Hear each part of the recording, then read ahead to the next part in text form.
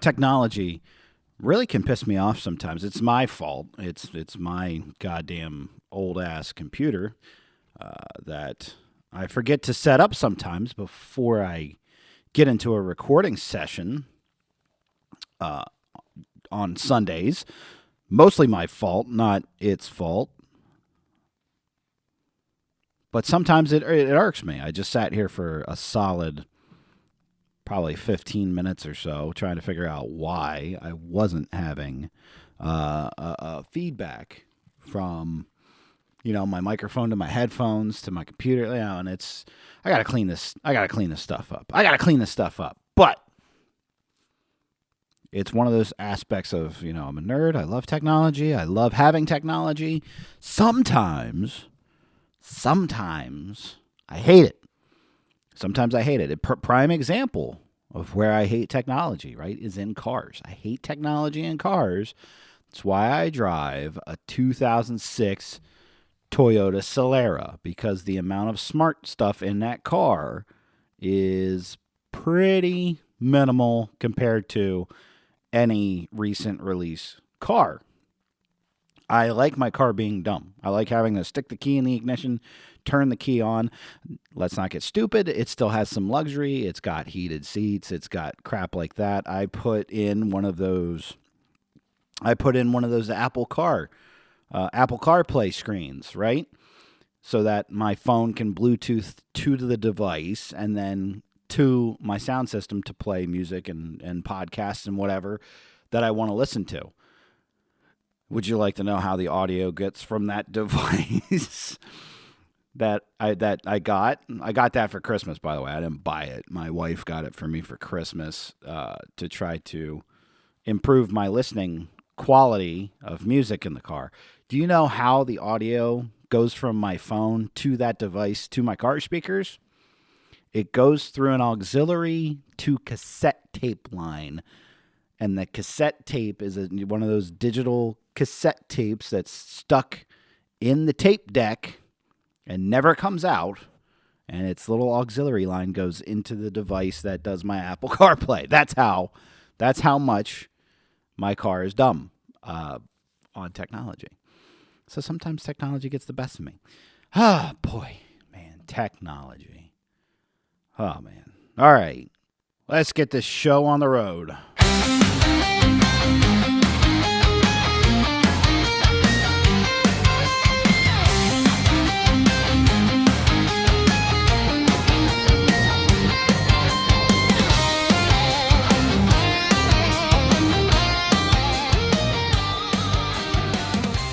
Welcome, everybody, to another week of the Fall of Sanity. It's me, your humble host, Fritz. How are you all doing?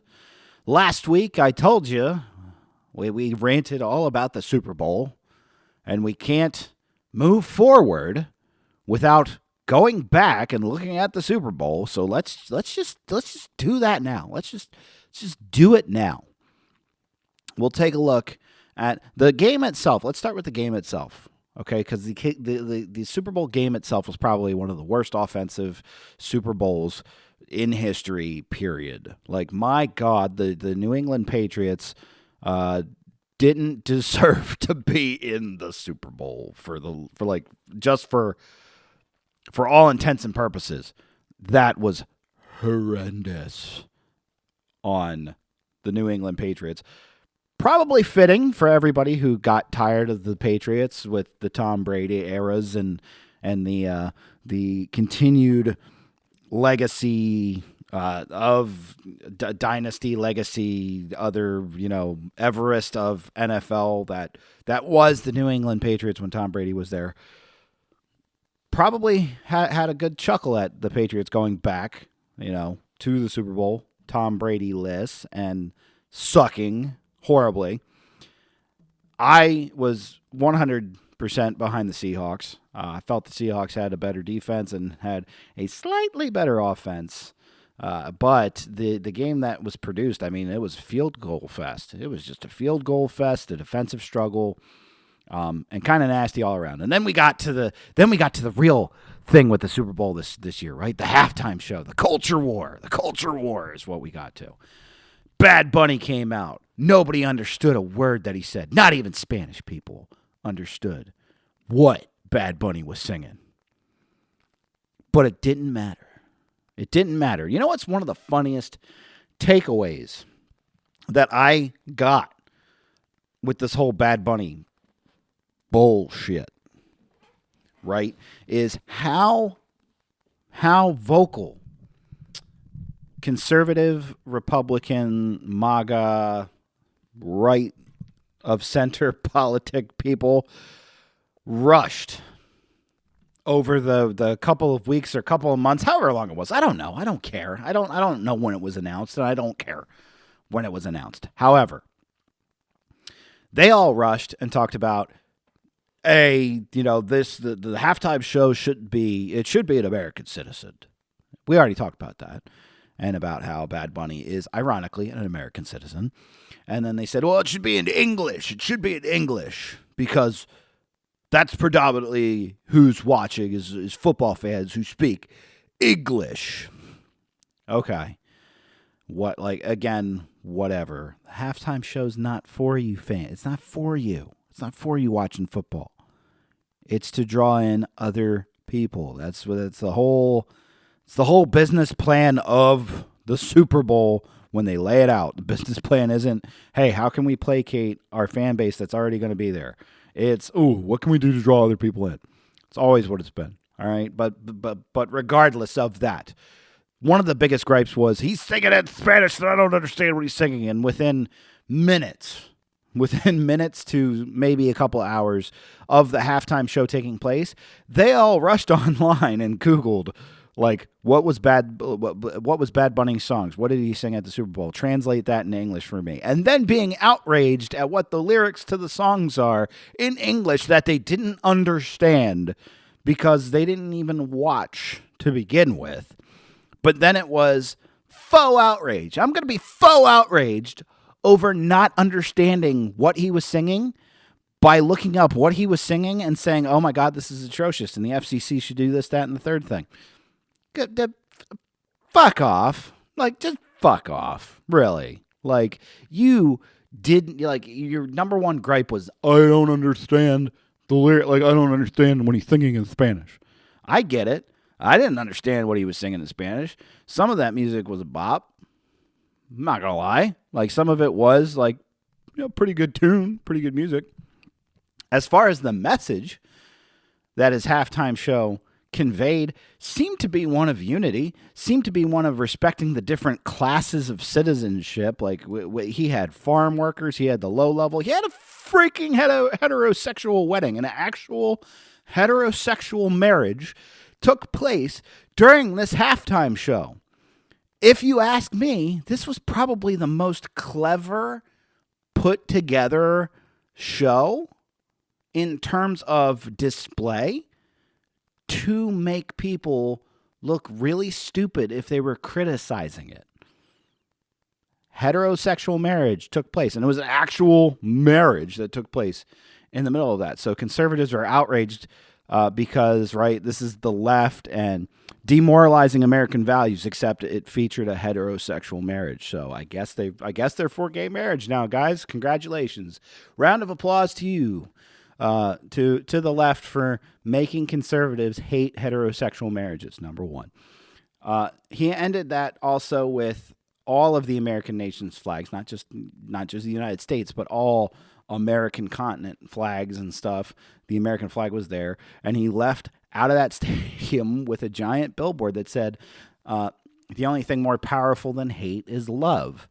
And that's hard to fight against. That's hard if you're going to pick it apart, because if you're going to be outraged about the halftime show and how horrible it was and the message that it sent, I'm not sure you understand what message it sent. Like, I'm really not sure.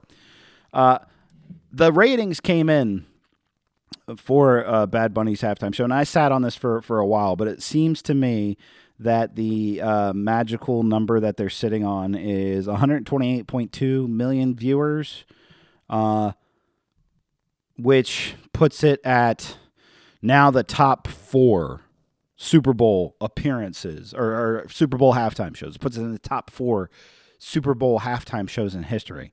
And if anybody wants to sit there and argue in that and be like, there's no way that it outdrew this or it outdrew that or whatever, each year the Super Bowl becomes continually more accessible to audiences beyond America. And for everybody that wants to talk about this is American sport and all that, it is a rising popular sport in the world. This is why the NFL does, I think, 2 England games now. This past season, they did a game in Munich, Germany, I believe. They've been doing games in Brazil, in Central America, I believe. Could be misquoted on that, but the NFL now hosts games outside of America. This is part of the NFL culture. So there is a much wider audience for the NFL than just America at this point. Like the audience is becoming more wide, more diverse.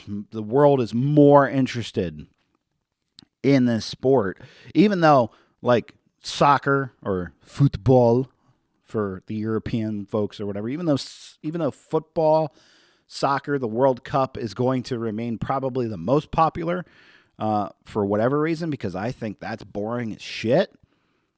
The NFL is becoming more popular around the world. The numbers are just going to continue, the ratings numbers are just going to continue to increase. You're not going to chip away at that. You're not going to chip away at that rising number as it continues to expand access worldwide. That's what you're fighting. Okay? That's what you're fighting. Some people will bluntly say that they are trying to fight the NFL, joining the globalist organization, blah, blah, blah, blah, blah, other stuff. Not getting into that stuff. Don't really feel like putting on a tinfoil hat yet. Trust me, down the pike, we're going to have some tinfoil hat stuff. Believe me, we are. But not getting into it right now. So at 128.2 million viewers, that puts Bad Bunny's halftime performance in the top 5. Puts it in the top 5 Super Bowls of all time. And it's 5.3 million viewers less than Kendrick Lamar's halftime show last year. Okay.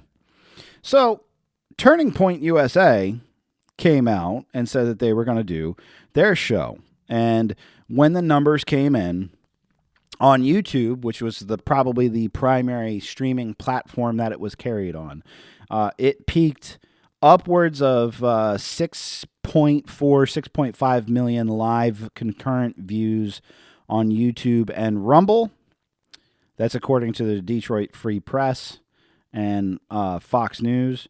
Within 24 hours, the video surpassed 19 million views on YouTube, with Turning Point USA claiming to have had over 25 million total views across platforms. Now, we're talking about live viewership. Because when Turning Point USA came out with this, some people are now, the argument kind of changed focus a little bit, and Turning Point USA, some people were saying, well, Turning Point USA never said that they were trying to compete with the Super Bowl. They said they were just providing an alternative. No. The whole campaign was, this is the All-American halftime show. This is the real halftime show. This is God's halftime show, is basically what Turning Point USA was putting out there, is that if you're a good, righteous person, if you believe in Jesus, this is the halftime show that you're going to watch. And you're going to flip over to it, okay? Turning Point's halftime show was a filmed show, okay? So it was not live. It was not concurrently live with the halftime show, which makes sense. That is what it is. They filmed it in a sound studio with roughly probably 100 to 200 audience members watching the show. So they filmed it. Whatever. I don't really care about that. 5 to 6.4 million live concurrent viewers on YouTube and Rumble, 25 million total views across platforms. That's a claim from Turning Point. By the numbers, we don't know. Nielsen doesn't track that business. It doesn't track streams on an online platform.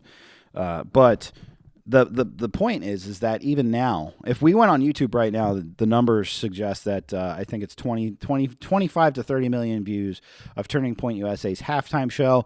Bad Bunny's halftime show is on YouTube. It's got like 93, pushing up towards 100 million reviews, not just views, because it wasn't streamed live on the platform, but we're talking about it's going to be hitting 100 million views shortly after being uploaded. So it's already outdone Turning Point USA's in reviews as well. Okay.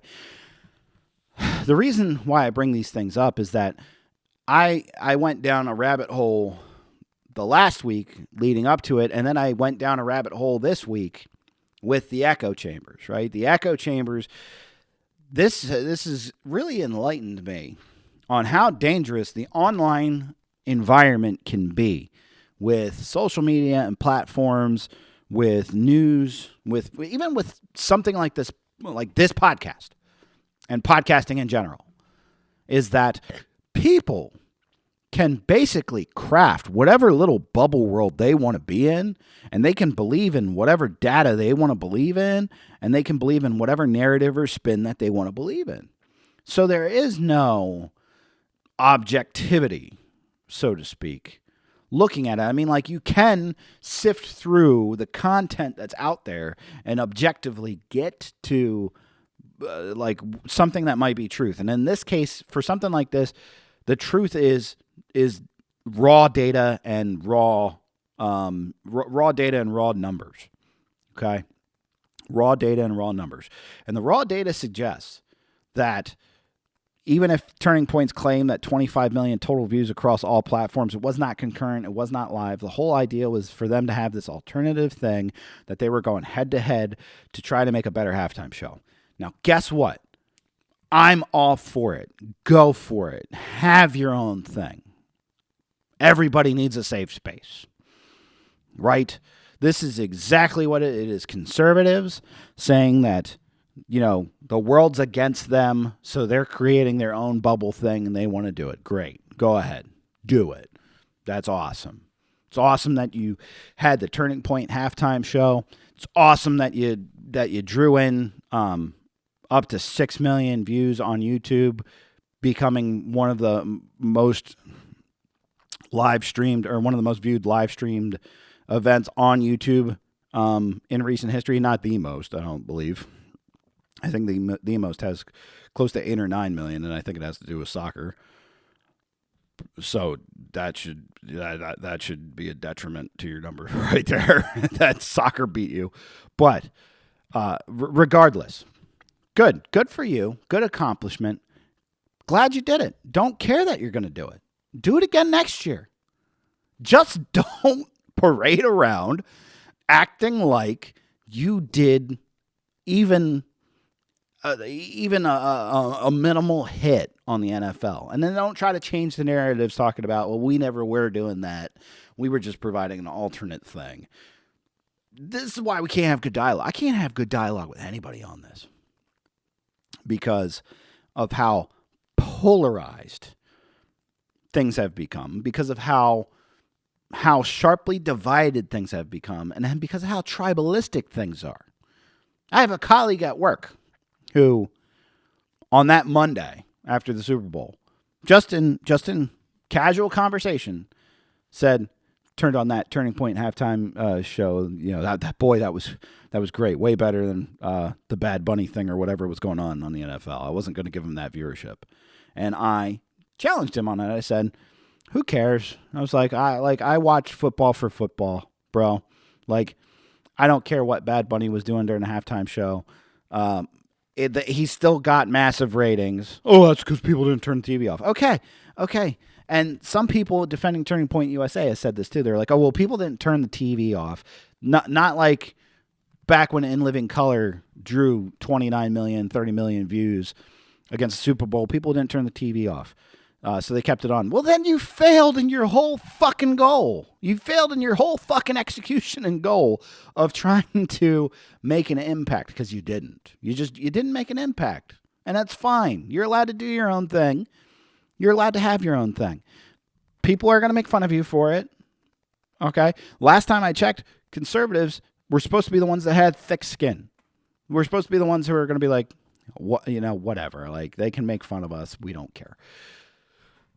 I guess I don't know why it's any different now. Maybe it's controlling all facets of the government. Like, maybe it's the fact that they have the most power in, and people are still making fun of them, poking fun at, and demanding that the government be better. So now they feel personally attacked anytime you bring it up. But my God, go have your own thing. It's great. It's whatever. Nobody cares. Nobody cares. Back to the original point that I was making, though, is that people get so drawn in with social media. And social media, this is one way that it just becomes a pariah on discourse and dialogue and what's going on. And is the fact that people can lock in to their echo chamber.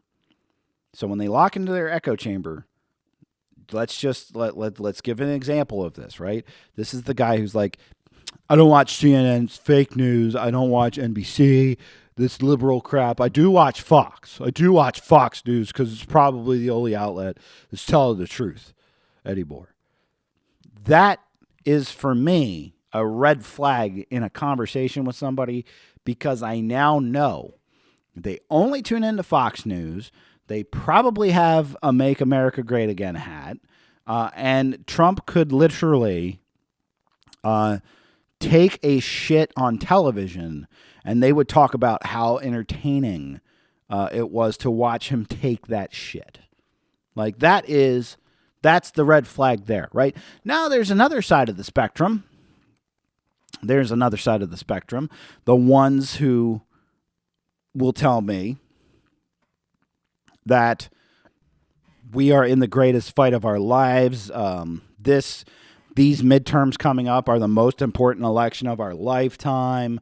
Others, like the sensationalist side of nothing could be worse, and if we don't do something now, there's going to be terrible consequence. Like, it's another extreme that puts up a red flag in my mind, saying like, okay, these people don't realize that there are some people who are teetering in the middle, maybe leaning towards the right, that aren't going to be drawn back over this way. And that's where the clashes happen. I mean, that's where this is what is clashing right now, back and forth with the narratives. I saw it all this. I've seen it. I saw it starting with this halftime stuff earlier in the week. It was people doubling down, trying to make a big deal, talking about how, the NFL is running scared now. Like, just this conjecture, this stuff that is based on no data whatsoever, but they listen to Benny Johnson, and Benny Johnson tells them, oh man, the NFL's running scared now, blah, blah, blah, blah, blah. Bullshit. The NFL ain't breaking a sweat. Probably don't even care or acknowledge or even really blip on the radar that, hey, Turning Point USA ran counter programming. It's probably not a concern whatsoever. That's how it started. Now, this builds up into the Epstein Files. If you didn't watch any of the questioning with Attorney General Pam Bondi this past week, besides the fact of counting you as a sane person, you missed a lot of just horrible testimony and stunt work from Pam Bondi. You probably already do know some of it. If you've seen a meme about the Dow Jones being over 50,000 points, that was one of the things that Pam Bondi brought to the table. She brought a book, a burn book, that had detail and data of everybody that was going to be questioning her. And she used it in full force throughout this session of being questioned about the DOJ, how the DOJ has handled the Epstein Files. We're talking about they released all these Epstein Files with redactions that weren't supposed to be in there, with redactions that were putting out information that was supposed to be redacted but wasn't redacted. And we have Thomas Massie. This is another perfect example of people living in echo chambers and believing what they want to believe. Thomas Massie was part of this bipartisan legislation to, like the Epstein Files Transparency Act or whatever it was called. I forget exactly what the bill was called.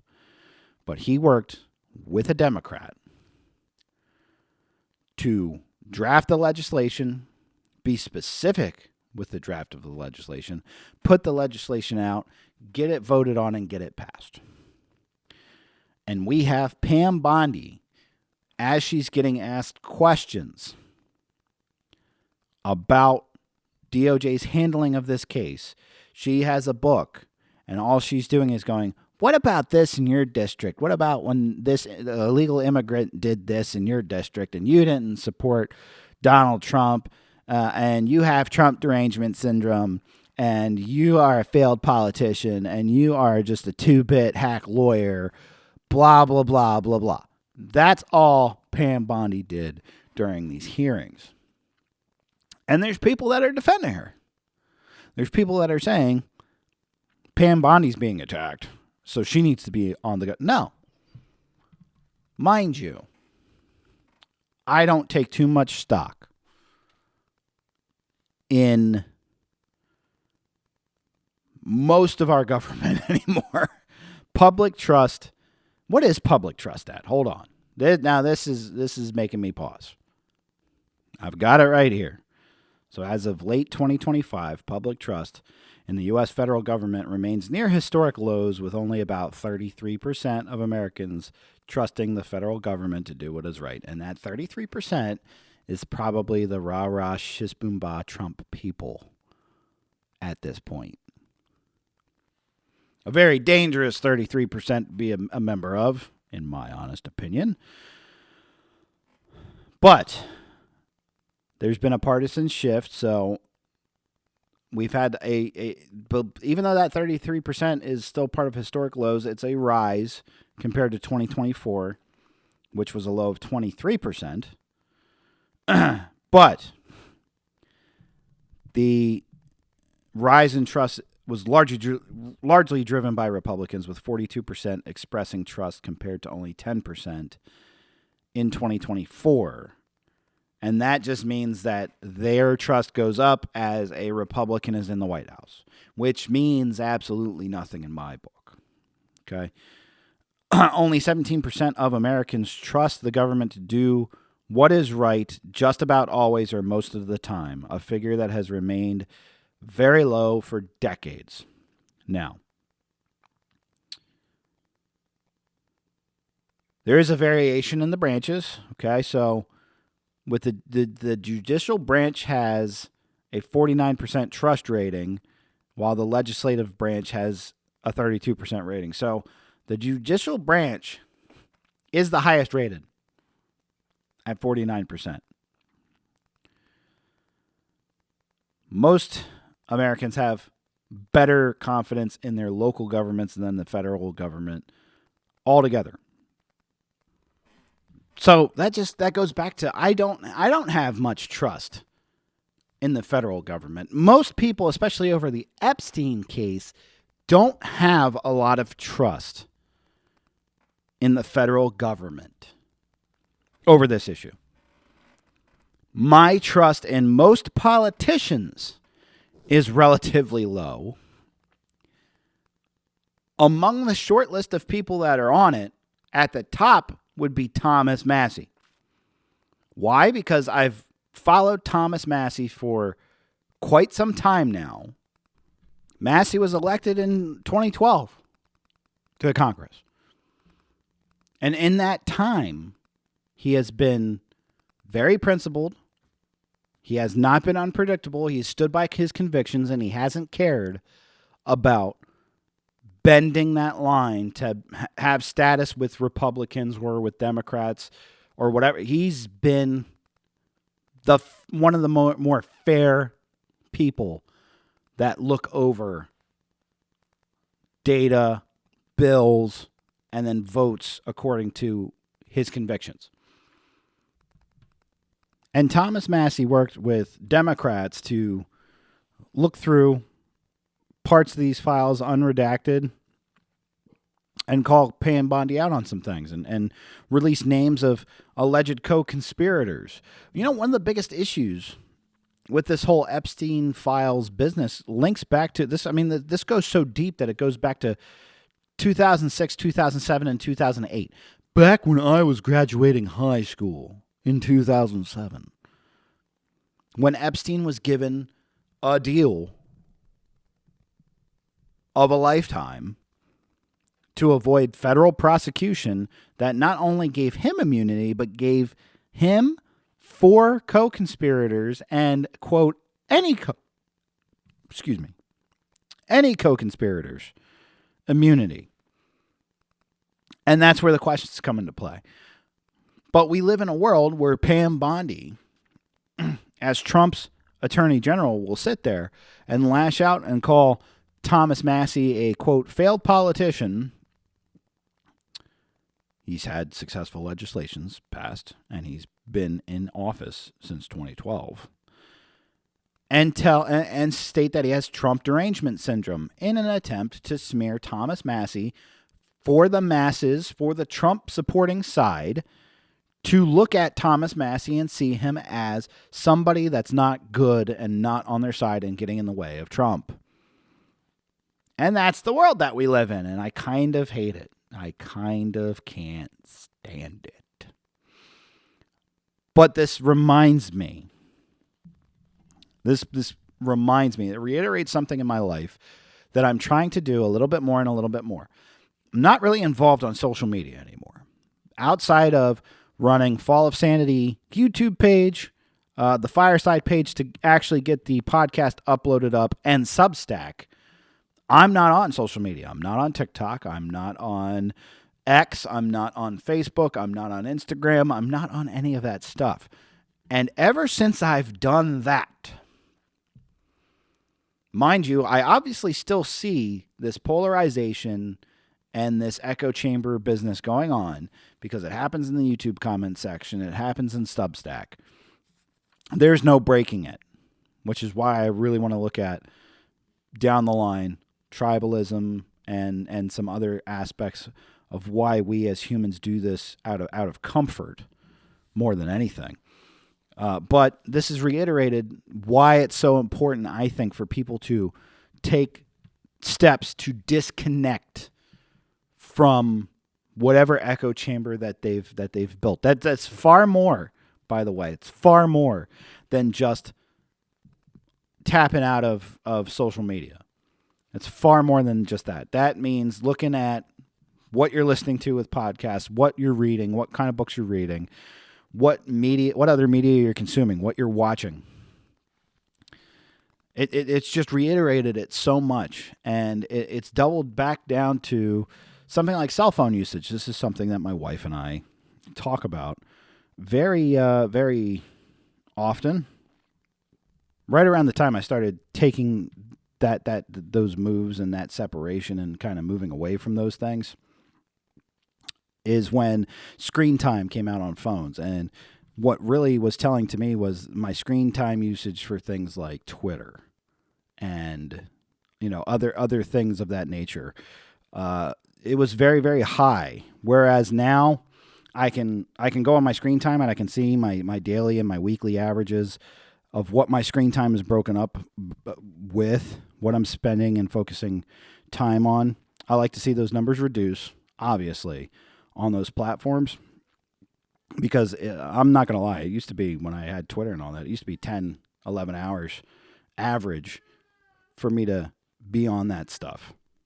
Now it's far less than that. It's far less platforms than that. And I think it has produced far better results in me to take that disconnect, to get out of the bubble, to get out of the zone, to get out of, those elements, because it's challenged me more. It's challenged me more to, okay, I know what this side's saying about it. What's the other side saying about it? Let me take a shot here. Let me read something from a different perspective, or from a different outlet. And in doing that, this is had an argument with somebody on Substack who the number one insult you'll get if you run a podcast, if you run writing articles, if you talk about this in the discourse or whatever, one of the easiest insults people are going to lob at you is either you're not big enough on the network, so you don't really have an audience, so they'll go the Pam Bondi route of you're a failed podcaster. I don't even care about my numbers or people listening to my show. I'm not trying to draw in an audience when I'm engaged in a dialogue or a discourse with somebody on a topic. But this is what I ran into. Somebody said that exact thing. They're like, just because you run a show doesn't mean that what you say about it is right, though I'm sure you'll find an audience. If I wanted to just gain an audience number, I would put on a red hat or a blue hat. Honestly, I'd probably put on a red hat. Seems like that's where the grift is right now. Putting on a red hat and talking about how Trump can do no wrong and this, that, and the third thing. I don't care because I don't wear anybody else's hat other than my own. That's the hat that I wear. And to come to my decisions, to come to my conclusions, I have been as objective as I possibly can, trying to analyze the topic from multiple angles and trying to find the truth when it needs to be the truth, or the best solution if it happens to be a problem. And that has increased for me tenfold since disconnecting from social media, obliterating echo chamber bubbles that I had. Obviously, I still have my niches or my nuances or my go-tos that I still listen to for one reason or another. But beyond that, I don't want to live as a person that is looking for other people to either validate my viewpoint or to tell me what to think about it, something. That's not always a luxury that you have, right? It's not always a luxury that you have. Sometimes you do need to have trust in somebody or something to be the smart person doing the research, doing deep dives, or knowing either the mathematics or the science or something behind whatever it is.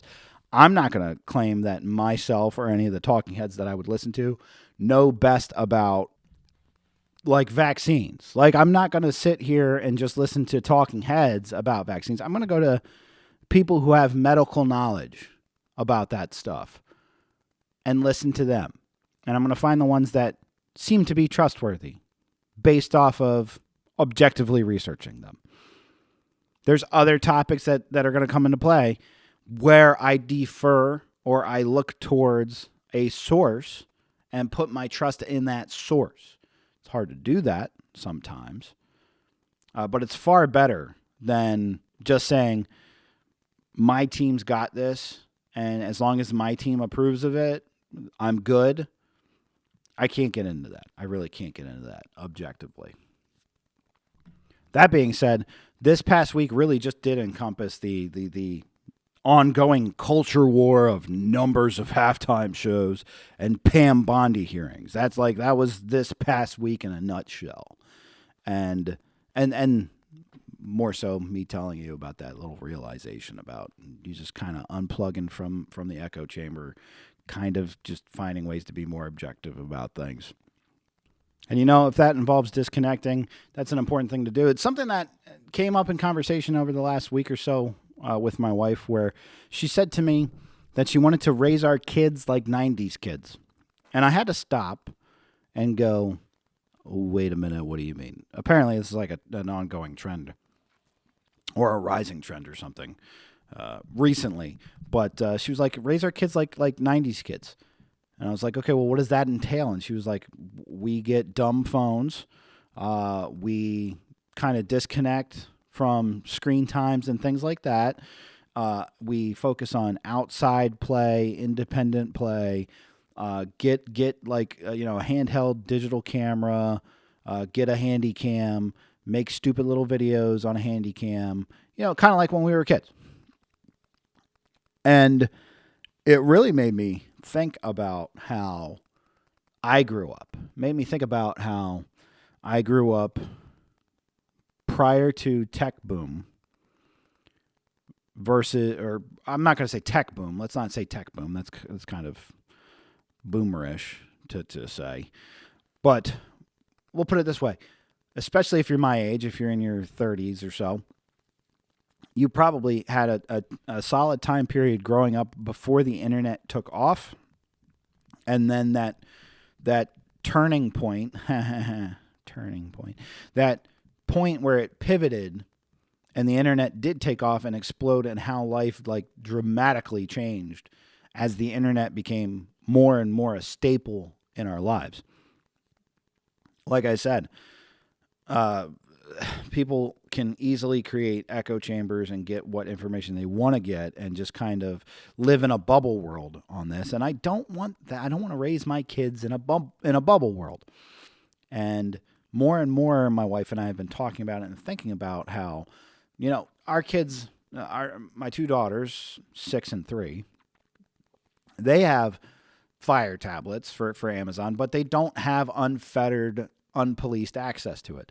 It's typically, my wife has it for our middle daughter, the one who's 3, because if she's taken our son to bed, he's 1, or if she's taken my son to nap time rather, so something's got to keep our middle child occupied.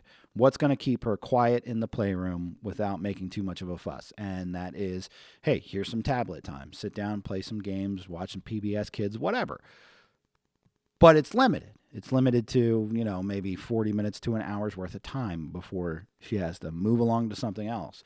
We try to keep them off the screens, off watching TV shows all day, and really being outside, especially with, having an acre or so of land, doing some homesteading things with gardening, growing fruits and veggies, having chickens.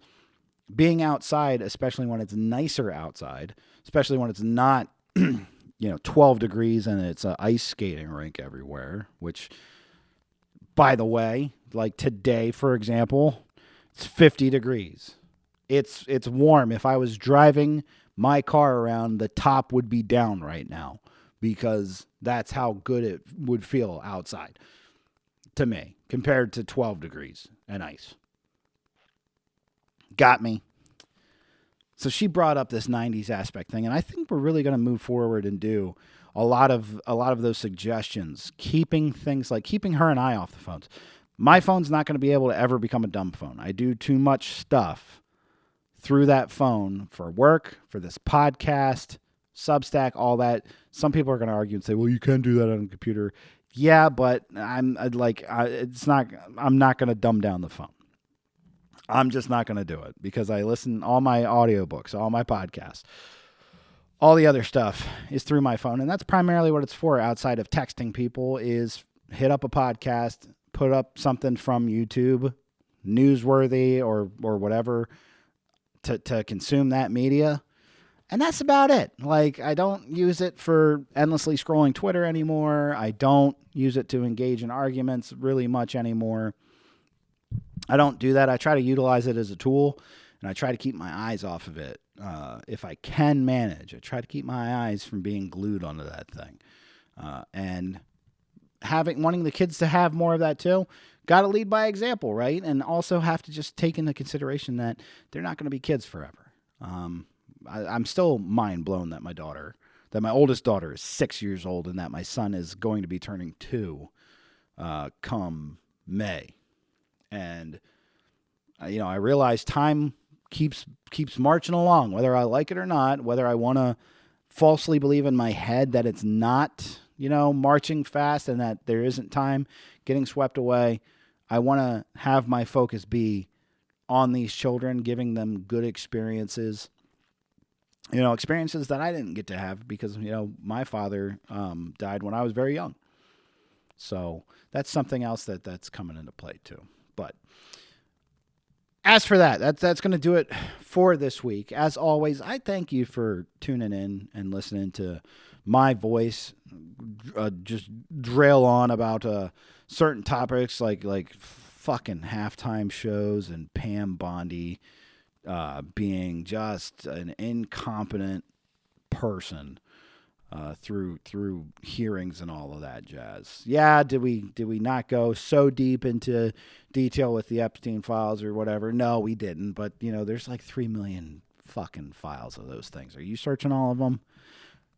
I didn't even get into the fact that like Pam Bondi now has search histories of elected officials who searched the files. That's not fishy at all. Like, lots of crap going on that we could talk about. But I'm sure when you come back next week, we'll have something else that we're talking about that has to do with this insane world that we're living in. Hopefully, we can take such small baby steps to try to bring back the sanity. Bring back the sanity. Don't let it stay in its fallen state. With that being said, this has been The Fall of Sanity. I've been Fritz. You can follow us on YouTube, on Substack, and on any podcasting platform of your choosing. If you had to take away, guys, from this, if you were entertained even mildly, please just do me a favor. Pass it on to a friend. Let them know. Bring them into the Fall of Sanity fold for more weekly antics. I love you guys, and I'll see you next week.